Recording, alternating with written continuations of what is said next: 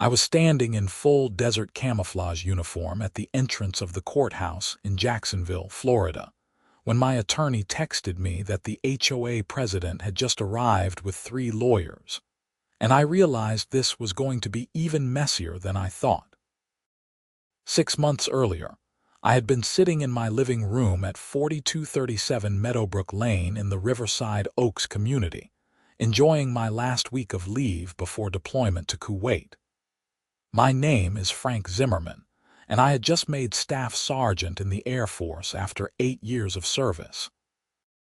The house was a modest 3-bedroom ranch style that I had purchased 2 years prior, proud to finally own something tangible after years of military housing. I was 29 years old, single, and about to spend the next year maintaining communications equipment in the desert while my neighbors apparently plotted my financial destruction. The letter arrived on a Tuesday afternoon. I remember because I was packing my deployment bag when the doorbell rang. A process server handed me an envelope with the return address of Morrison, Fletcher and Associates. My stomach dropped. Nobody gets good news from lawyers. Inside was a lawsuit filed by the Riverside Oaks Homeowners Association, represented by their president, Karen Ellsworth. The complaint alleged 17 separate violations of HOA covenants dating back 4 months. They were suing me for $8,000 in fines, plus legal fees. The violations ranged from having my trash cans visible from the street on non-collection days, to failing to maintain my lawn to community standards, to parking my truck in the driveway overnight instead of the garage. I read through the document 3 times, my hands shaking with a mixture of anger and disbelief. My lawn was immaculate. I had hired a service specifically to maintain it while I was at work. My truck was parked in the driveway because my garage was full of equipment I was storing for my deployed buddy.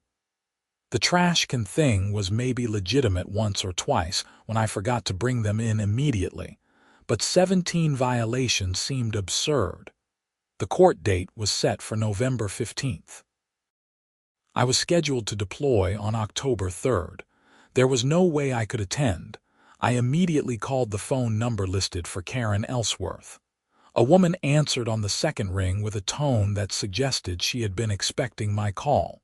"This is Karen. Mrs. Ellsworth, this is Frank Zimmerman from 4237 Meadowbrook. I just received a lawsuit from the HOA. Oh yes, Mr. Zimmerman. Your property has been a constant source of complaints from your neighbors. We tried to resolve this through fines, but you ignored every notice." "I never received any notices," I said, trying to keep my voice level. "And I'm about to deploy overseas with the military. I cannot attend this court date." "That sounds like a personal problem," she replied, and I could hear the satisfaction in her voice. "You should have thought about your obligations to this community before you decided to let your property become an eyesore." "My property is not an eyesore. I pay a lawn service. Everything is maintained." "Your grass was 0.7 inches above the maximum height specified in our covenants on August 3rd, August 10th, and August 24th. Your trash cans were visible from the street after 6 p.m. on collection day on July 2nd, July 16th, and August 6th. Your vehicle, which exceeds the weight classification allowed for driveway parking, has been parked overnight at least 40 times in the past 4 months. Shall I continue?" I was stunned into silence. She had been documenting everything with the precision of someone who had nothing better to do with their time. "I am deploying overseas to serve my country," I said slowly. "I am legally protected under the Servicemembers Civil Relief Act. You cannot pursue this lawsuit while I am on active duty. I suggest you hire an attorney, Mr. Zimmerman. I will see you in court, or you can pay the fines now and avoid further legal action." She hung up before I could respond. I spent the next 2 hours researching the Servicemembers Civil Relief Act online. The law was clear. Military members on active duty could request a stay of civil proceedings. It was designed to protect service members from default judgments while they were unable to defend themselves. I had rights here, but I needed a lawyer. The following morning, I drove to the office of Patricia Martinez, a military-focused attorney whose name I had gotten from the base legal office. Her office was in a small strip mall near the Naval Air Station, sandwiched between a dry cleaner and a tax preparation service. She was in her mid-40s with short gray hair and the no-nonsense demeanor of someone who had fought too many of these battles. She reviewed the lawsuit while I sat across from her desk, my dress blues folded carefully on the chair beside me. "This is outrageous," she said finally. 0.7 inches of grass height. They measured your grass with a ruler, apparently. And you deploy when? October 3rd. I will be gone for a minimum of 12 months.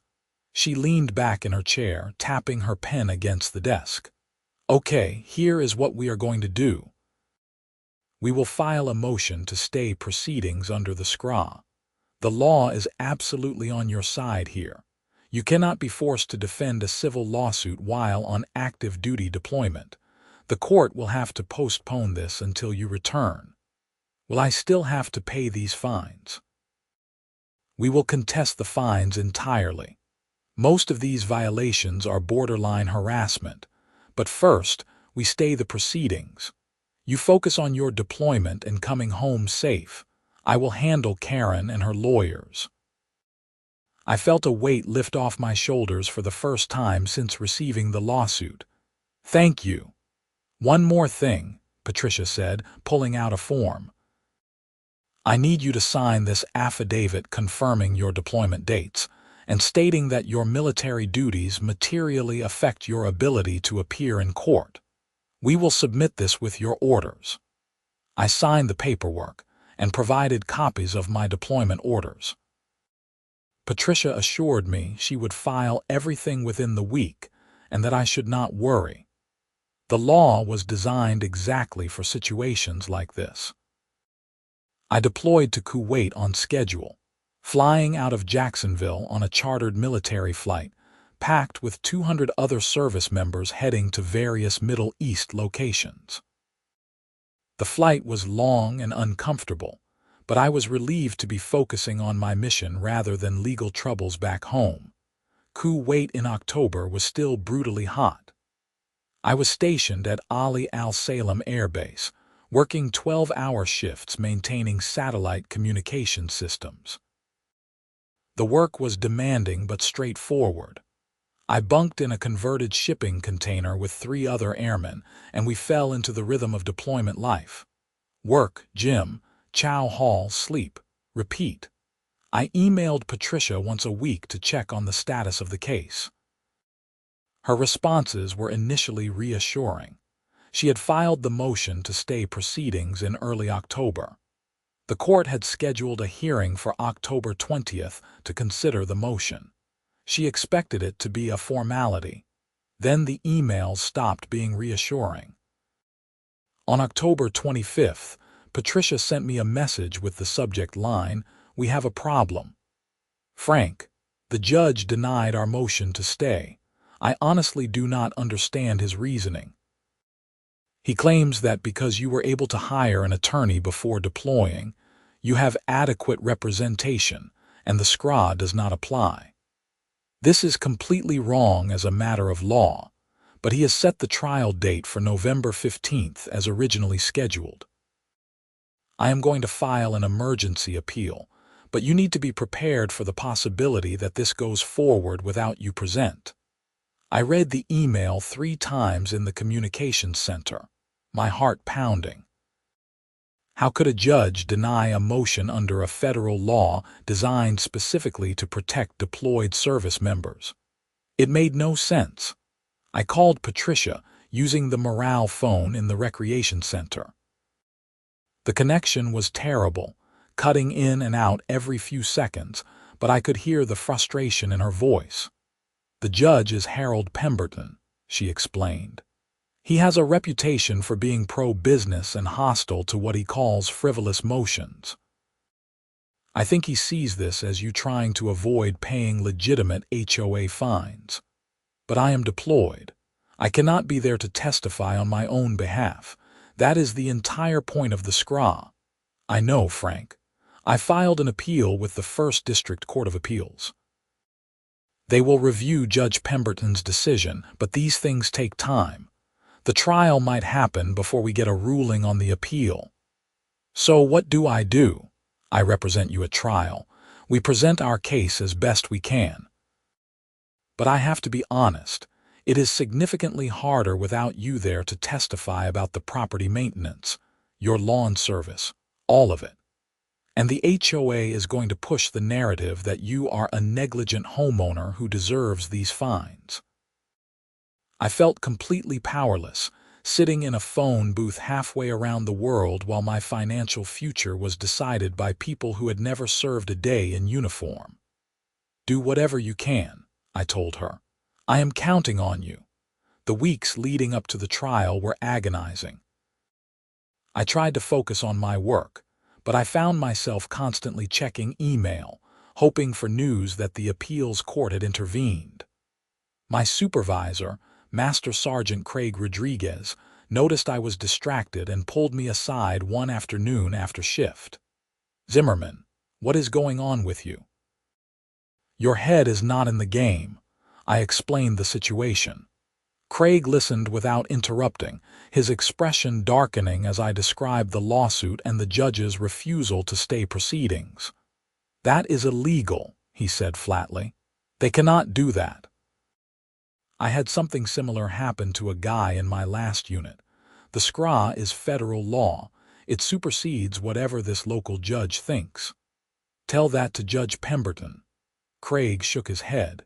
"You need to go up your chain of command. Talk to the first sergeant. Get the Air Force legal office involved. They have resources for this kind of thing." I took his advice and met with First Sergeant Amanda Torres the next day. She was a 30-year veteran with a reputation for taking care of her airmen.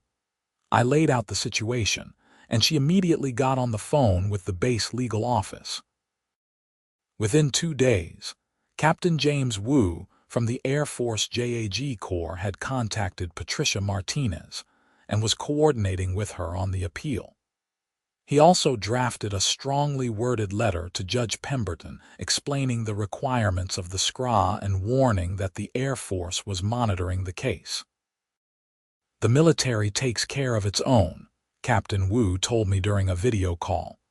"This judge is way out of line. We are going to fix this." But November 15th arrived before the appeals court ruled, and the trial proceeded as scheduled. Patricia called me immediately after the hearing. It was 2 in the morning my time in Kuwait, but I was wide awake when my phone rang. "Frank, I have bad news. Judge Pemberton ruled in favor of the HOA. You owe $8,000 in fines plus their legal fees, which came to another $6,000. He gave you 30 days to pay or they can place a lien on your property." I felt like I had been punched in the stomach. $14,000. I am so sorry. This should never have happened. The judge completely ignored the SCRA protections, but we are not done fighting. The appeal is still pending and now we have actual damages to cite. This is going to get overturned. When? I do not have $14,000. My entire savings is $8,000 and that is my emergency fund. Do not pay them yet. Let me handle this. If you pay, it will be much harder to get that money back, even when we win the appeal. I am going to file an emergency motion to stay enforcement of the judgment pending appeal. I spent the rest of that night lying in my bunk, staring at the ceiling of the shipping container, listening to my roommates snore. I was 13,000 miles from home, serving my country, and I was being financially destroyed by a homeowners association president with too much time on her hands and a judge who did not care about federal law. The next few weeks were a blur of legal motions and increasingly desperate emails. Patricia filed the emergency stay, but Judge Pemberton denied it. The HOA sent me a letter demanding payment within 30 days, or they would place a lien on my property and begin foreclosure proceedings. Karen Ellsworth sent a personal email saying that I should have been more responsible and that my military service did not exempt me from community standards. I was seriously considering just paying the money to make it all go away when Captain Wu called with news. The First District Court of Appeals agreed to hear your case on an expedited basis. They have scheduled oral arguments for January 7th. That is fast for an appeal. I think they see the same problems we see with Judge Pemberton's ruling. What happens in the meantime? The HOA wants their money now. You do not pay them a single dollar. That is an order from me as your JAG officer. If you pay, you are admitting the debt is valid. We fight this all the way. The HOA filed their lien in late December. I received the notification via email. My property now had a $14,000 encumbrance that would prevent me from selling or refinancing. Karen sent another email saying that foreclosure proceedings would begin in 60 days if the debt remained unpaid. I was sleeping maybe 3 hours a night. My work performance was suffering. Master Sergeant Rodriguez finally ordered me to take 3 days of mandatory rest, which I spent in my bunk alternating between anger and despair. Then, on January 8th, everything changed. Patricia called me at 6 a.m. Kuwait time. I could hear the excitement in her voice before she even spoke. We won.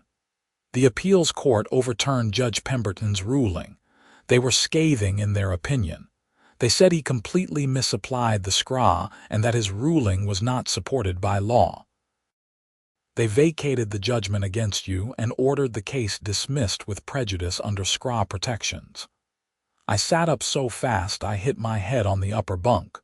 Are you serious? Completely serious. You owe nothing. The judgment is void. The lien has to be removed immediately. And here is the best part. The appeals court specifically noted that the HOA and their attorneys should have known better than to pursue this lawsuit against a deployed service member. That opens them up to potential sanctions. Sanctions. What does that mean? It means they could be fined or face other penalties for violating your SCRA rights. I am going to file a motion for attorneys' fees and costs. You should not have to pay a single dollar for defending against this wrongful lawsuit. The HOA should pay your legal bills. For the first time in months, I felt like I could breathe. Thank you, Patricia. Thank you so much. You earned this, Frank. The law was always on your side. We just needed a judge who would actually apply it correctly. The appeals court opinion was 23 pages long. Patricia emailed me a copy, and I read it 3 times. The court systematically dismantled every aspect of Judge Pemberton's reasoning. They explained that the SCRA protections apply specifically when a service member's military duties materially affect their ability to appear in court, regardless of whether they have an attorney. The whole point of the law is that the service member themselves needs to be available to assist in their defense, which I obviously could not do from Kuwait. The court went further, noting that the HOA's violations seemed trivial, and that pursuing such aggressive legal action against a deployed service member raised serious questions about the HOA's motives and judgment. Karen Ellsworth did not take the news well. She sent me an email 3 days after the appeals court ruling. It was unhinged, full of accusations that I had used my military service to cheat the system, and that my property was still in violation of community covenants. She threatened to continue pursuing fines through non-judicial means. I forwarded the email to Patricia, who responded with barely contained glee. She just made a huge mistake. Threatening continued action after the appeals court specifically dismissed the case with prejudice under SCRA protections is potentially criminal. Let me handle this. Patricia sent Karen and the HOA's attorneys a letter explaining that any further action against me would constitute harassment and a willful violation of the SCRA, which carries criminal penalties, including fines and imprisonment. She also formally requested attorney's fees and costs in the amount of $12,000, representing her fees for defending the wrongful lawsuit. The HOA's attorneys dropped them as clients within a week. Karen was on her own. She tried to rally support at the next HOA board meeting, but word of the lawsuit and the appeals court's scathing opinion had spread through the neighborhood. Several homeowners spoke out against her leadership. The board voted to remove her as president by a margin of 4-1. Karen was the only vote in her favor. The new HOA president, a retired Marine colonel named David Frost, called me personally to apologize. Staff Sergeant Zimmerman, what happened to you was disgraceful. Karen Ellsworth acted without proper board approval for most of those violations. She was documenting your property obsessively because she did not like military members in the community. She thought you all were transient and did not care about property values. I want you to know that she no longer speaks for this HOA. I appreciate that, Colonel. It is David, please. And I want to make this right. The board is voting next week to reimburse you for your legal expenses and to formally apologize. We are also revising our covenant enforcement procedures to prevent this kind of harassment from happening again. True to his word, the HOA board voted unanimously to pay my legal fees and issued a formal letter of apology. Patricia withdrew her motion for attorney's fees since the HOA had agreed to pay voluntarily. The lien was removed from my property. I thought that was the end of it. I was wrong. In March, I received an email from Captain Wu at the JAG office. The Air Force had forwarded information about my case to the Department of Justice, which was investigating whether the HOA and its attorneys had willfully violated the SCRA. The DOJ took violations of military protection laws seriously and sometimes pursued criminal charges. I do not think it will go that far in your case, Captain Wu explained during a video call. The HOA has paid your fees and apologized. But Karen Ellsworth personally might face consequences for her actions after the appeals court ruling, especially that threatening email she sent you. I did not hear anything more about it until June, when Patricia forwarded me a news article from the Jacksonville Times-Union. Karen Ellsworth had been charged with a misdemeanor violation of the Servicemembers Civil Relief Act for her threatening email to me after the appeals court had dismissed the case. The charge carried a maximum penalty of 1 year in jail and a $5,000 fine. The article quoted the U.S. Attorney's Office saying that the prosecution was intended to send a message that violations of service members' legal rights would not be tolerated. Karen had pled not guilty and was scheduled for trial in August. My deployment was scheduled to end in September, a full year after I had left. As the date approached, I found myself thinking less about the legal victory and more about what kind of condition my house would be in. I had kept the lawn service running the entire time, paying them remotely, but I worried that Karen or her allies might have vandalized the property in retaliation. Master Sergeant Rodriguez pulled me aside during one of our last shifts together in Kuwait. "You did good, Zimmerman. You stood up for yourself and you won. A lot of guys would have just paid the money to make it go away. I could not afford to pay it, honestly. Even so, you fought for your rights, that matters. The next service member who deals with something like this will have an easier time because you won your case. I landed back at Jacksonville Naval Air Station on September 14th, exhausted and disoriented from the long flight. Patricia had arranged to meet me at my house the next day to review some final paperwork related to the case. I drove to Meadowbrook Lane with a sense of trepidation, half expecting to find my house egged or my lawn destroyed. Instead, I found my property in pristine condition. The lawn was perfectly manicured. Someone had even planted flowers in the beds along the front walk. There was a note on the front door. It was from David Frost, the HOA president, Staff Sergeant Zimmerman, welcome home. Several of us in the neighborhood wanted to make sure your property looked its best when you returned. Thank you for your service to our country. You are a credit to this community. David Frost. I stood on my front porch, reading the note 3 times, feeling emotions I had been holding back for months finally surface. This was what community was supposed to be. Patricia arrived the next afternoon with a final accounting of the case. The HOA had paid all of my legal fees, totaling $11,800. The judgment against me had been vacated completely. My credit report had been updated to remove any reference to the lien. I owed nothing. What about Karen? I asked. Patricia pulled out her tablet and showed me another news article. Karen Ellsworth had accepted a plea deal the previous week.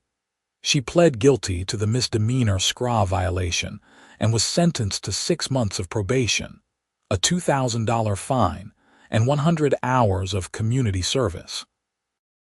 She was also required to attend a class on military legal protections. She got off pretty light, all things considered, Patricia said. But she has a criminal record now, and the publicity has been brutal for her. I heard she is trying to sell her house and move out of the neighborhood. Good. We spent the next hour reviewing paperwork and tying up loose ends. When Patricia finally left, I walked through my house, reacquainting myself with the space. It felt both familiar and foreign after a year away. I noticed that the carpet needed cleaning and the refrigerator was empty, but these were normal problems. Solvable problems. That evening, David Frost knocked on my door. He was in his late 60s, barrel-chested with close-cropped gray hair and the bearing of someone who had spent decades in command. Wanted to check if you needed anything, he said. I know coming back from deployment can be disorienting. I am okay, thank you. And thank you for the note and the flowers. He waved a hand dismissively. That was the least we could do after what Karen put you through. I want you to know that the board has implemented new procedures. No single board member can pursue legal action without a majority vote anymore. We also added a requirement that before any fines are issued for covenant violations, the homeowner gets a warning letter and 30 days to correct the issue. That sounds reasonable. It should have always been that way. Karen was on a power trip. She did the same thing to 3 other families before you, though none of them were military, so they did not have the same protections. The board is reimbursing them too and withdrawing their fines. We talked for another 20 minutes about the neighborhood and the changes the board was implementing. Before he left, David shook my hand. You are welcome here, Frank. This is your home. Do not let what Karen did make you think otherwise. Over the following weeks, I settled back into civilian life. I returned to my regular duties at the air station. I reconnected with friends. I started dating a teacher named Michelle who lived 2 neighborhoods over. Slowly, the deployment and the legal battle faded into memory, just another challenge overcome. I saw Karen Ellsworth one more time in early November. I was leaving the grocery store when I noticed her loading bags into her car. She looked older than I remembered, worn down by the legal consequences of her actions. Our eyes met for a brief moment. She quickly looked away and got into her car without a word. I felt no satisfaction in her downfall. I just felt tired. The whole thing had been such a waste of time and energy and money, all because one person decided that her interpretation of HOA rules was more important than federal law and basic human decency. Patricia called me in mid-November with a final update. Judge Pemberton had been formally reprimanded by the Florida Judicial Qualifications Commission for his handling of my case. The commission found that he had failed to properly apply federal law and had shown bias against SCRA claims. It was a rare public rebuke of a sitting judge. "Does that happen often?" I asked. "Almost never. But your case was so egregious and the appeals court was so critical of his ruling that the commission felt they had to act. It sends a message to other judges that they need to take SCRA protection seriously." Good. Maybe the next deployed service member will not have to go through what I went through. That is the hope. I spent Thanksgiving with my parents in Atlanta, driving up for a long weekend. Over turkey and stuffing, I told them the full story of the lawsuit and the appeal and Karen's prosecution. My father, a Vietnam veteran, shook his head in disbelief. "We had problems with landlords trying to evict guys while they were deployed back in my day," he said. "That is why Congress passed the SCRA in the first place. Some people never learn." Well, maybe Karen learned this time. Maybe. But there will always be another Karen. The important thing is the law protected you like it was supposed to. Eventually. In December, the Riverside Oaks HOA held its annual holiday party at the community clubhouse. I normally would not have attended, but David Frost personally invited me and I felt obligated to show up. I was surprised by how many neighbors came up to me to apologize for what had happened and to thank me for my service. Several had served themselves in various branches. One couple, Tom and Rachel Harrison, pulled me aside and told me they had been planning to sell their house because of Karen's harassment. "She fined us $2,000 because our mailbox was the wrong shade of black," Tom explained. "We were going to pay it and leave, but after your case, we decided to fight. The new board reviewed it and dismissed all the fines. We are staying now." It occurred to me then that fighting the lawsuit had done more than just protect my own interests. It had exposed a pattern of abuse and led to real reforms that would benefit everyone in the community. That felt like something worthwhile. As the calendar turned to a new year, I found myself reflecting on everything that had happened. The lawsuit, the deployment, the legal battle, the appeals court victory, Karen's prosecution. It had been the most stressful year of my life, but I had come through it intact. Stronger, even. I was promoted to technical sergeant in February, a recognition of my work in Kuwait and my 8 years of service. The promotion ceremony was held at the air station, and I invited Patricia Martinez to attend. She sat in the audience with Michelle and my parents, and when the ceremony ended, she congratulated me. "You know, your case is being used as a teaching example now," she said. "Law schools are including it in their military law courses. You made a real difference, Frank." I just did not want to pay $14,000 for bogus HOA fines.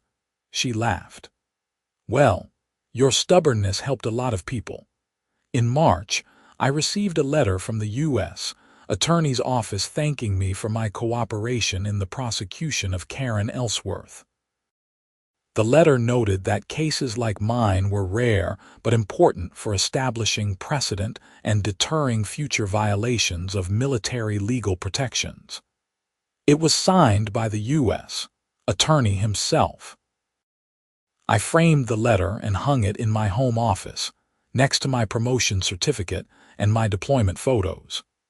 It was a reminder that standing up for your rights mattered, even when it was difficult and expensive and stressful. Karen Ellsworth completed her probation and community service and moved out of Riverside Oaks in April. I heard through the neighborhood grapevine that she had relocated to North Carolina to be closer to her daughter. The house sold quickly to a young family with 2 kids. I helped them move in some furniture one Saturday, and they seemed like good people. The new HOA board continued to implement reforms. They hired a professional management company to handle covenant enforcement, removing the personal element that had allowed Karen to abuse her power. Violation notices now went through a review process, and homeowners had clear appeal rights. It was how an HOA should have operated from the beginning. I stayed in my house on Meadowbrook Lane, continued my Air Force career, and eventually proposed to Michelle in June. We were married in a small ceremony in October, exactly 2 years after I had deployed to Kuwait. Patricia Martinez attended the wedding, as did David Frost and several of my neighbors. During the reception, David gave a toast to Frank and Michelle, and to the power of standing up for what is right, even when the system seems stacked against you. Frank taught us all a valuable lesson about courage and perseverance. We are lucky to have him in our community. Everyone raised their glasses, and I felt a sense of belonging that I had not felt since before the lawsuit. This was home, not because of the HOA or the covenants or the property values, but because of the people who chose to do the right thing when it mattered. I never forgot what Karen Ellsworth tried to do to me. I never forgot the stress of fighting a lawsuit from halfway around the world, or the fear that I would lose my house over fabricated violations. But I also never forgot that the law protected me, that good people stood up for me, and that justice eventually prevailed. Years later, when I was a master sergeant mentoring young airmen, I would sometimes tell them my story. Not to complain or seek sympathy, but to teach them that their military service came with legal protections, and they should never be afraid to assert those rights. The Servicemembers Civil Relief Act exists for a reason. It exists because Americans decided that those who serve in uniform should not have to worry about being taken advantage of while they are deployed. Karen Ellsworth was a cautionary tale, a reminder that positions of power attract people who sometimes abuse that power. But she was also proof that the system works when good people hold abusers accountable. The appeals court corrected Judge Pemberton's error. The Department of Justice prosecuted Karen's violations. The HOA board removed her and implemented reforms. Each step was necessary, and each step made the system better for the next person. I sold that house in Riverside Oaks when I got orders to transfer to Germany in 2029. By then, Michelle and I had 2 kids, and we needed more space. The house sold for $70,000 more than I had paid for it, and the closing went smoothly with no interference from the HOA. The new board president, who had replaced David Frost when he retired, sent me a thank you note for being a good member of the community. As I drove away from Meadowbrook Lane for the last time, I thought about everything that had happened there. The lawsuit, the deployment, the legal victory, the reforms, the friendships, the wedding, the births of my children. That house had been the center of one of the most turbulent periods of my life, but it had also been the place where I learned to fight for what mattered. I never heard from Karen Ellsworth again. I sometimes wondered if she understood the damage she had caused, or if she still believed she had been in the right. I hoped that her prosecution and probation had taught her something about respecting other people's rights, particularly those serving in the military. But I did not know, and ultimately, it did not matter. She was no longer part of my life. What mattered was that I had stood up to an unjust lawsuit, fought it through the legal system, and won. What mattered was that my victory had helped other people and led to meaningful reforms. What mattered was that I had proven to myself that I could handle whatever challenges came my way, Whether in the desert of Kuwait or in a Florida courtroom, the military teaches you a lot of things: discipline, leadership, technical skills, teamwork. But one of the most valuable lessons I learned had nothing to do with my Air Force training. I learned that courage is not just about facing enemy fire or deploying to dangerous places.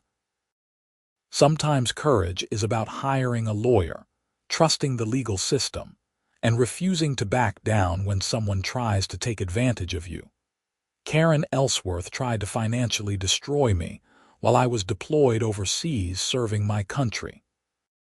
She failed because the law protected me, and because good people like Patricia Martinez and Captain Wu and David Frost chose to do the right thing. She failed because I refused to give up, even when a judge initially ruled against me. She failed because the system, while imperfect and slow, eventually worked the way it was supposed to. That is the story I tell young service members now when they ask for advice. Do not let anyone take advantage of you just because you are deployed. Know your rights under the Servicemembers Civil Relief Act. Find a good attorney who understands military law.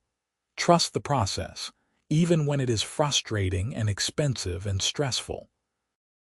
And never forget that you are serving something bigger than yourself, something worth protecting, something worth fighting for.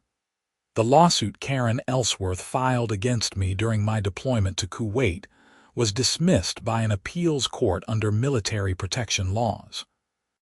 She was prosecuted for violating those protections. I owed nothing and my property was cleared of all liens and judgments.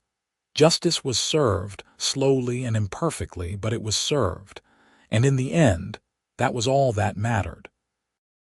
The law protected those who served in uniform, just as we protected those back home. It was not perfect, but it was there when I needed it.